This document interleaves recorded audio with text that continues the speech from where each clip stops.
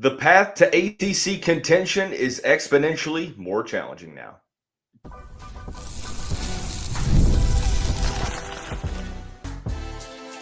You are Locked On Louisville, your daily podcast on the Louisville Cardinals. Part of the Locked On Podcast Network, your team every day. Card Nation, what's going on, everyone? Welcome into this Tuesday edition of the Locked On Louisville podcast. I'm your host, Dalton Pence. This is my sixth year covering U of L, fourth year hosting this show, and I want to take the time to thank you all for making us your first listen of the day. Just a reminder, Locked On Louisville free and available on all streaming services, 5 days a week, your team every day. Don't forget to leave a comment in the YouTube section below, because as you all know, that's a great way to help the show continue to grow. It is much appreciated. We're continuing to discuss the first loss of the season for the Louisville Cardinals, 30-27 defeat at the hands of Virginia on Saturday. What are the consequences of losing this game in terms of ACC contention? Well, the pathway becomes exponentially more challenging. More on that coming up shortly. We will discuss the roller coaster that has been the Miller Moss experience and also give some flowers to Ron English and the Cardinals defense. The unit continues to step up game in and game out. But first, today's episode of the show is brought to you by Game Time. Download the Game Time app, create an account, and use code LOCKEDONCollege for $20 off of your first purchase. Terms apply. I will say, please stick with me. My voice is kind of going out a little bit, not 100%. So speaking for 30 minutes straight is going to probably strain it a little bit. So if it sounds like my voice is cracking, it's because it is. So please just bear with me, but I appreciate your all's patience. Now we're going to try to do things a little differently. Every post-game episode thus far has been more big picture, right? More from a bird's eye view, not really so much analytical. We've saved that for the second episode. Now, we kind of flip-flopped this week. Yesterday's show was more analytical, first loss of the season. A lot of things went wrong, so we discussed those first and foremost. Now we're going to discuss the consequences of losing this game. What happens from here on out? Well, I think that the first thing that we have to discuss is that this loss makes the pathway to ACC contention get exponentially more challenging. It was already going to be a tough road. You had a good amount of parity in the conference. Now Florida State has 2 ACC losses, so you got a little bit of help there, but Georgia Tech beat Clemson. They escaped with a victory over Wake Forest, LOL, at ACC referees in that game, but they got the win. Now, Georgia Tech's ACC schedule is extremely favorable. So you throw them into the equation with Miami, who, by the way, in my opinion, is the top team in the country. Can't really see them losing more than one ACC game. And now Virginia is in the mix because they defeated Florida State, and now they have that victory over the Cardinals. Let's take a look at the remainder of Virginia's conference schedule. It's probably the easiest in the conference. At North Carolina, at California, versus Wake Forest, at Duke, versus Virginia Tech. I don't know that I see a loss in those remaining games. Virginia has one loss to NC State earlier in the season, but don't forget that did not count as a conference game. One of those rare conference teams playing in a non-conference setting. So Virginia is currently undefeated in the ACC. They are 3-0, one of the only 2 teams that are 3-0 in the conference. To make matters worse is that the Cavaliers have the head-to-head over the Cardinals. They have an easier schedule. Now they have the tiebreaker. If it gets to a point to where you have to have like a 3-team tiebreaker, maybe things change. But not having that head-to-head victory is extremely tough to swallow for the Cardinals. Not to mention, in my opinion, the Cardinals have to go undefeated the rest of the way in ACC play to make it to where you don't need external help. Because I don't think that 2 ACC losses is going to get you in. The only way it does is if pandemonium happens. Miami, don't see them losing more than one ACC game. I really don't see them losing an ACC game. So if you lose to the Hurricanes after the bye week, things get a little bit more challenging because you have to be perfect from there on out. Clemson and SMU, they haven't lived up to the preseason hype, but they are still going to be challenging opponents to play. And oh, by the way, you can't have the proverbial trap game this season, meaning that you would have to take care of business against Virginia Tech and California and Boston College. Will they beat those three teams? I personally think so. And I know that the team doesn't think this way. Like, you're not playing every single week, or hopefully you're not playing every single week just thinking about the ACC championship game. You're focusing on the task at hand, that is the next opponent on the schedule. I've gotten some feedback on the show or comments in the section that have said, well, the team just doesn't look the part fully, so I really don't want to think about the ACC conference championship game. I'm at the point now where I'm sort of falling in line with that thinking. You lose to Virginia, a game that you should have won, shoulda, coulda, woulda, but you didn't.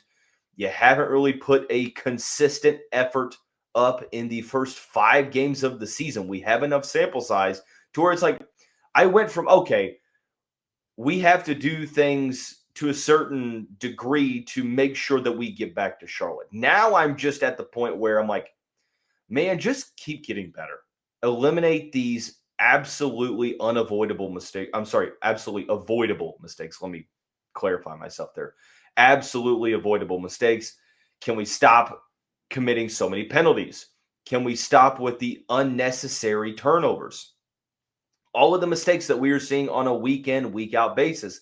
It's to the point now where here we are almost halfway through the season, and I don't really want to think about the conference championship game, because we have more pressing matters at hand, and that is, why is the team struggling offensively when that was supposed to be your go-to? Like, you were supposed to be an offensive team that just needed their defense to be serviceable. Now it's like the other way around, where the defense has saved you in 2 of your wins and tried their very best to keep you in it in the 5th game of the year, in which ultimately Louisville ended up losing. So I think that there still is opportunity for a good season. This loss doesn't completely throw the season away. I'm not ready to throw in the towel. Do I feel the greatest? I mean, physically, no. Emotionally, no. Mentally, no. But it is the 5th game of the year. The opportunities are ahead of you to be able to bounce back. Do you beat Miami? Probably not. I don't think you do. There's a very good possibility that you're going to be 4-2. Going into the end of October. But the schedule opens up in a way for you to get right and handle business against teams that you're supposed to. Boston College, at Virginia Tech, versus California, 3 teams that you shouldn't lose to. And at this point, with the loss to Virginia and possibly a loss to Miami, you really can't lose to if you want to have a good season overall.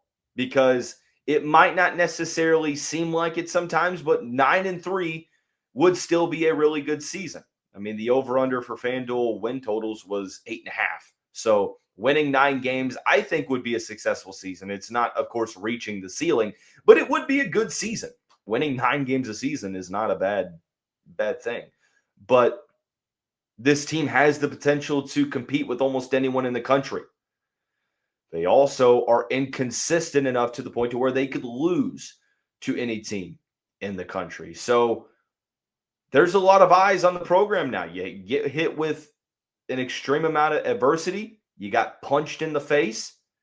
You lose an extremely winnable game. It stings. Salt in the wound, as it should be. Jeff Brohm even said it. If this game does not bother you, then why are we even playing? Paraphrasing there, of course, but that's kind of the gist of what he was saying. He said, we got to let this hurt. You go into the bye week, you can't really mask over it 1 week from now, right? You have to just sort of live with it through the bye week, and then you have to go play the toughest game of the season down in Coral Gables against the number 2 team currently in the country. It's not going to get easier. It's going to take a lot of soul searching, not only from the players, but from the coaching staff as well. It's going to take some soul searching from a guy like Miller Moss, who up until this point has looked really good and really bad at various points in every single game this season. So when we come back, we're going to pick it up by discussing this roller coaster that is the Miller Moss experience. His highs have been really high. His lows have been unacceptably low. More on that when we come back. You're tuned into Locked on Louisville, covering your team 5 days a week, every day.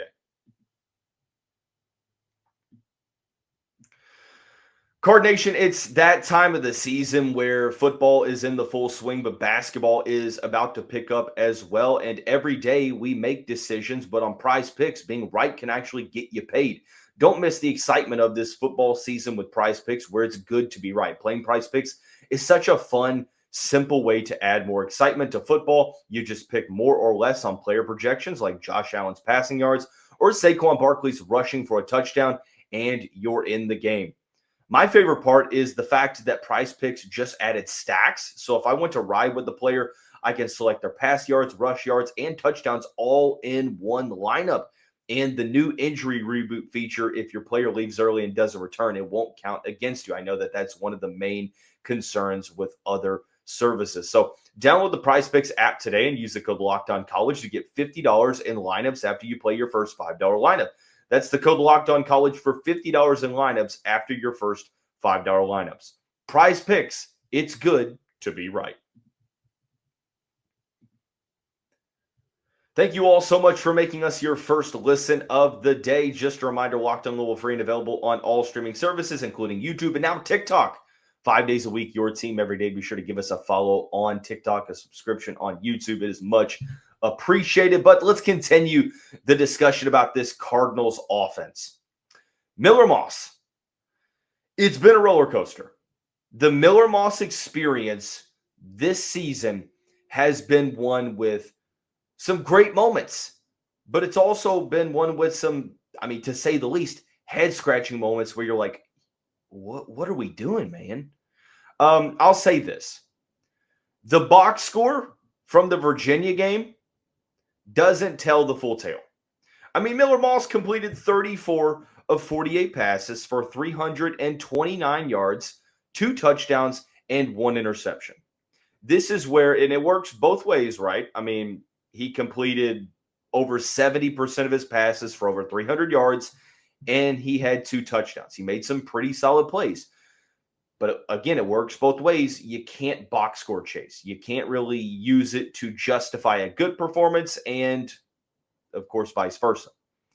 You can use it to support what you saw and use it with context.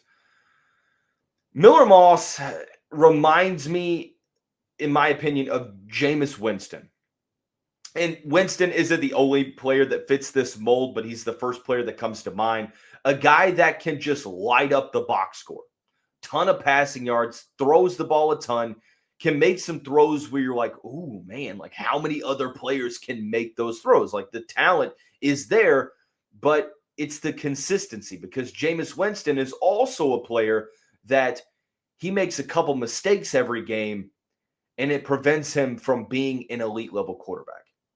It has prevented him from being a perennial starting quarterback in the NFL, because the passing touchdowns might be there, the yardage might be there, but the mistakes hold him back. And that's the vibe that I get with Miller Moss.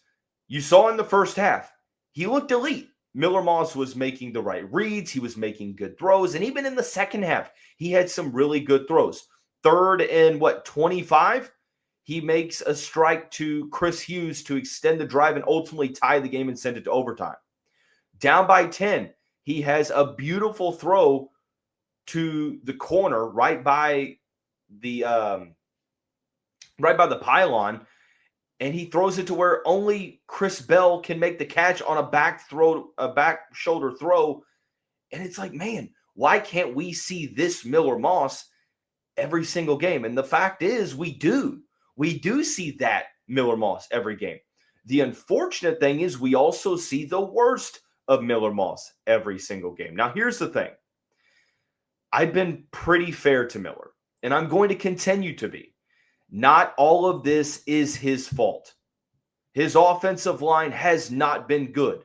When you have an offensive line that hasn't allowed you to have a ton of time in the pocket to throw the football, you're going to struggle more often than not.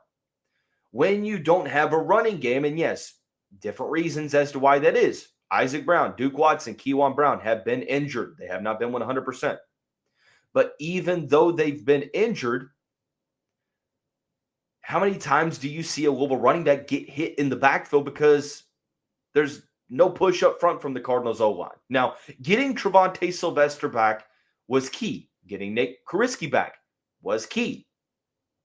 Sylvester was one of the better offensive linemen in the ACC this past week. But from a collective unit perspective, O-line really wasn't all that great.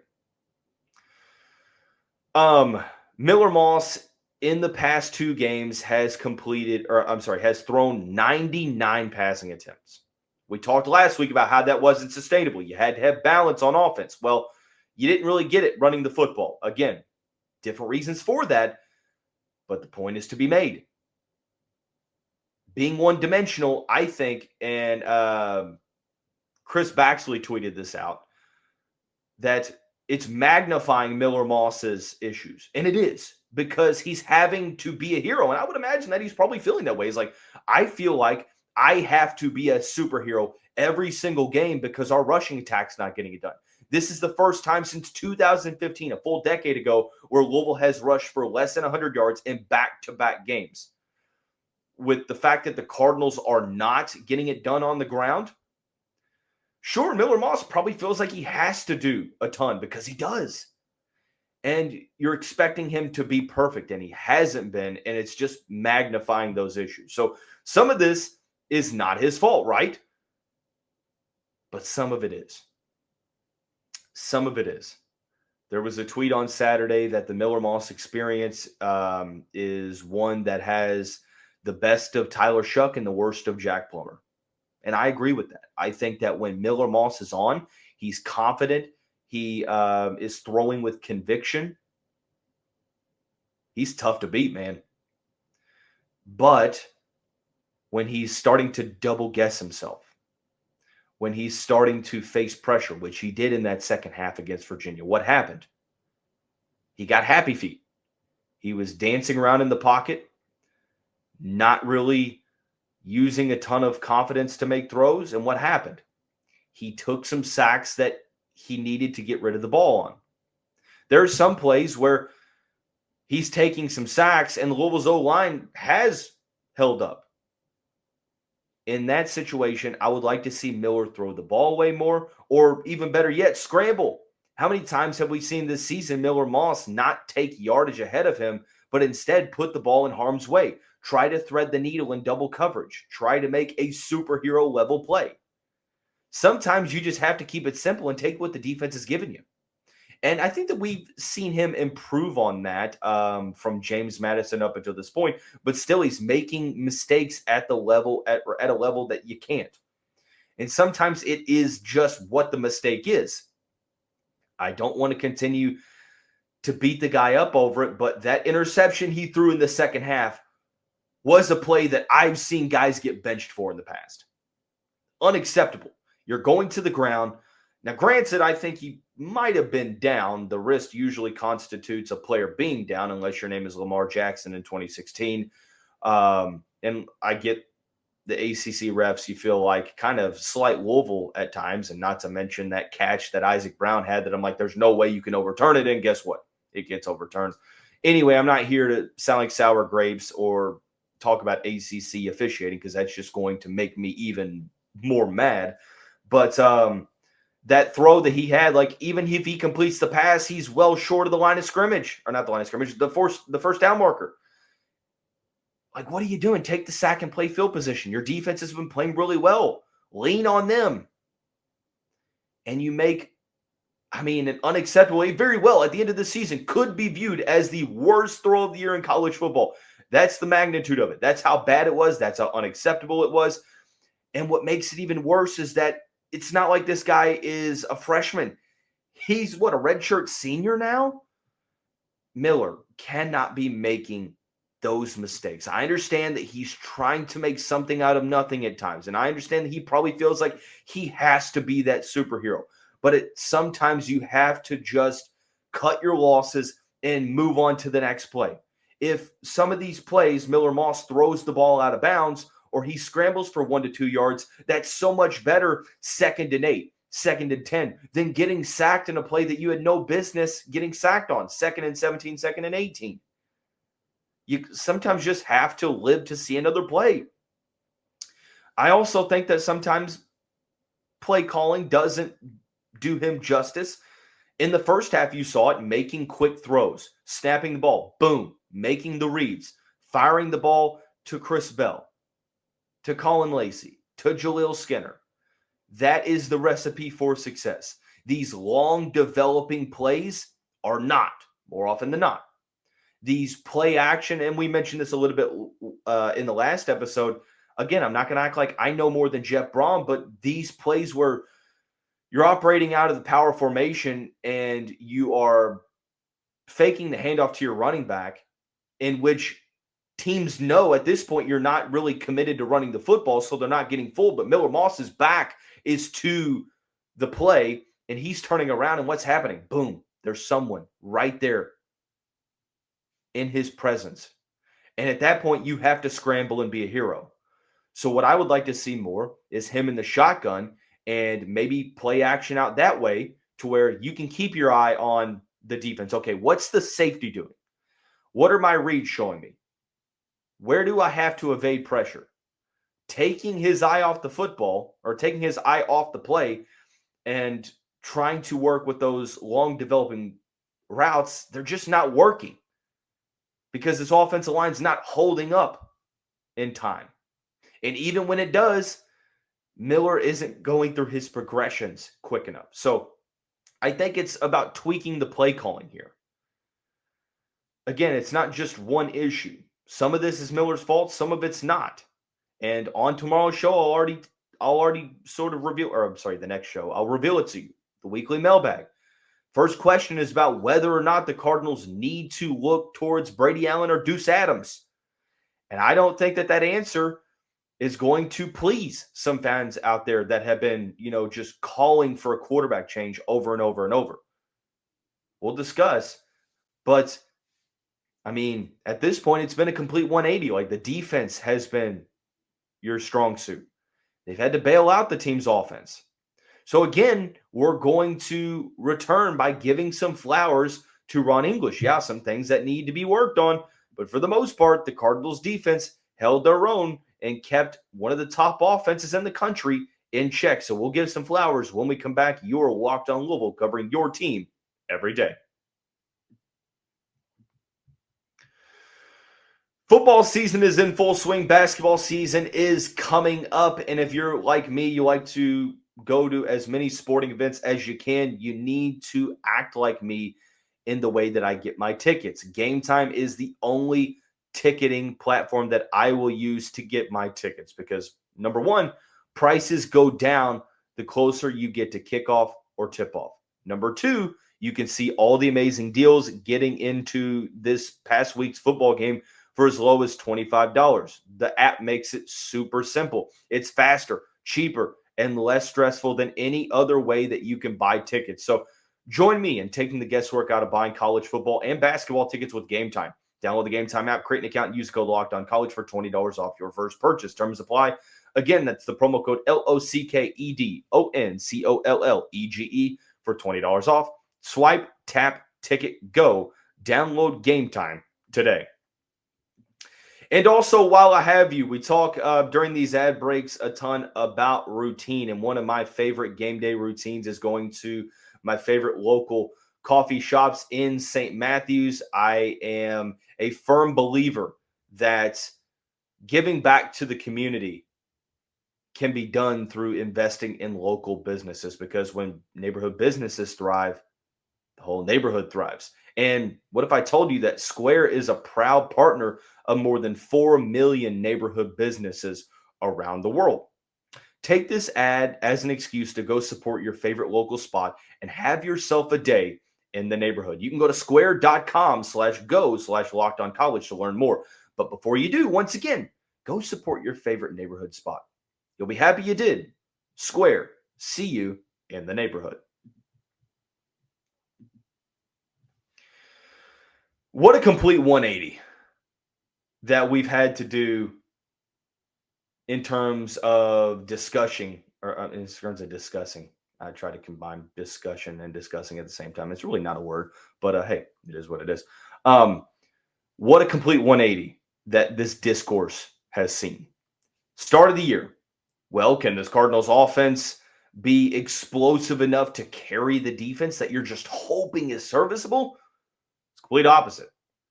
What we've seen through the first 5 games, well, really 3, because the first 2, or the first and the third game, EKU and Bowling Green, you knew you were going to win those games. There was never a doubt.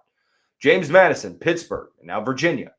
Your defense has gone to extreme lengths to try to bail the offense out.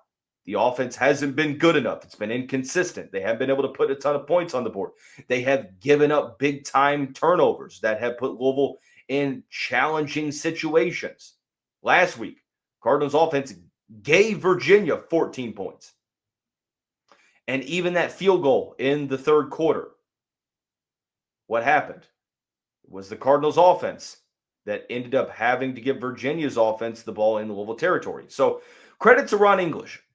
I think that the criticism was loud, so I'm going to make sure that the credit is just as loud.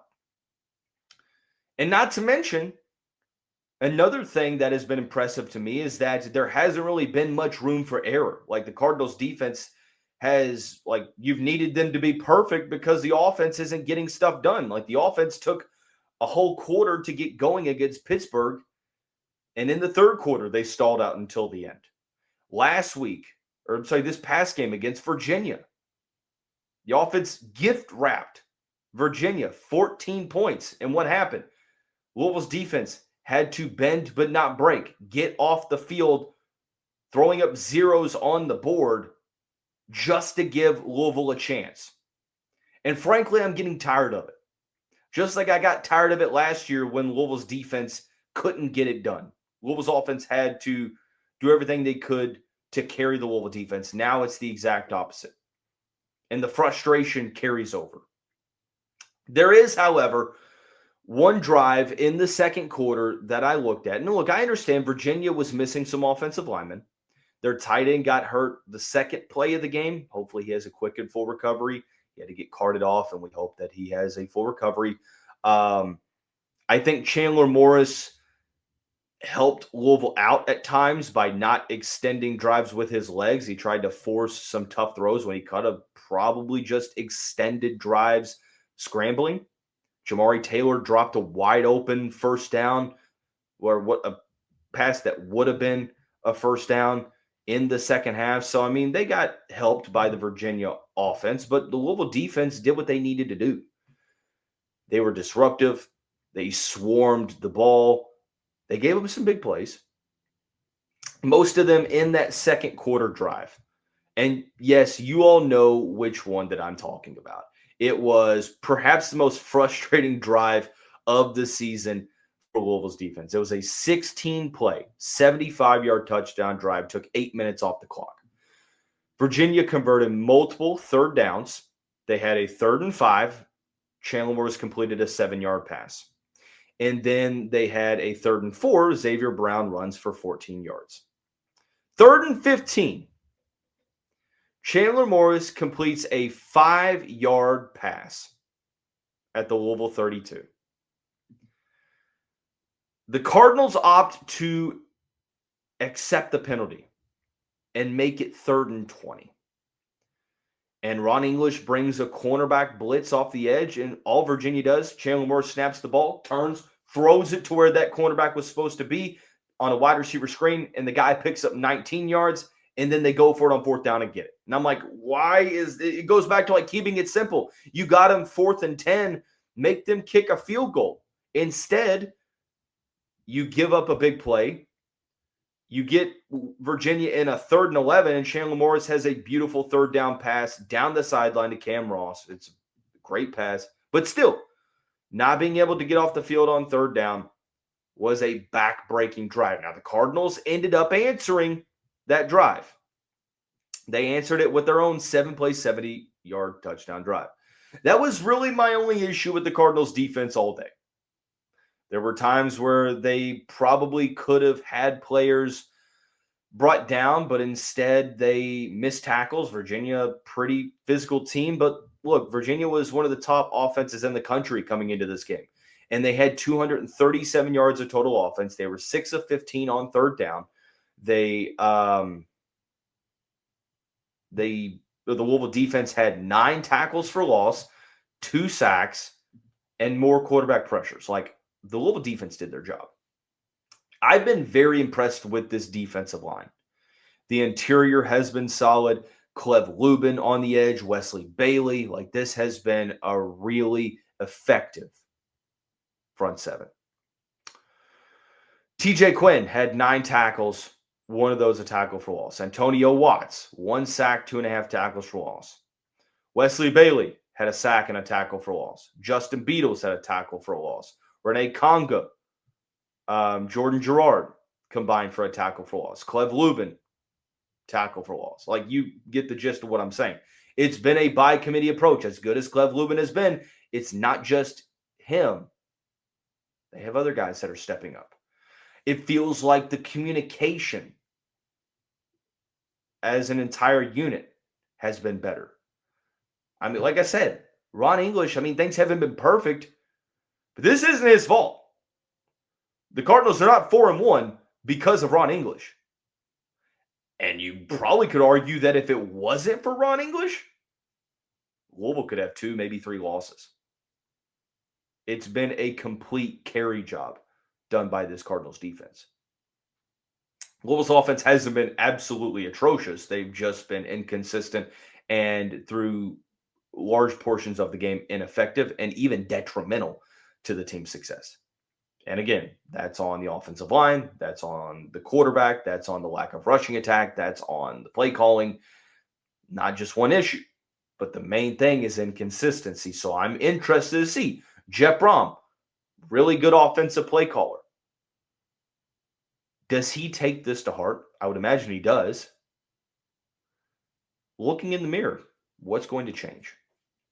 That's what I'm looking at here. It's like, what is going to happen with this Cardinals offense? Now, of course, the defense is going to have their hands full with the Miami offense, who has perhaps the best offensive line in the country. Miami's offense has been really good. They've got solid playmakers. Carson Beck has looked the part, and they've got a good rushing attack. Cardinals defense isn't going to be able to carry you to victory against Miami. Wolves offense is going to have to put up points in bunches. We haven't really seen them even come close to scratching the ceiling that we know that they can achieve, or that they can reach. Sorry. Hurry up and wait. We got a bye week, and hopefully that is a blessing in disguise where Louisville can go back to the drawing board and say, okay, guys, we know things went wrong. How do we fix it? How do we prevent it? All eyes are on Jeff Brohm and company on the offensive side of the ball because the defense is doing their job. That is going to wrap up this Tuesday edition of the show. We will be back on Thursday with the weekly mailbag, where we'll answer a question about whether or not it's time that the Cardinals go to somebody else as the signal caller. Get your questions in the comments below, but that's going to wrap up this Tuesday edition of the show. Have a great day. Go Cards.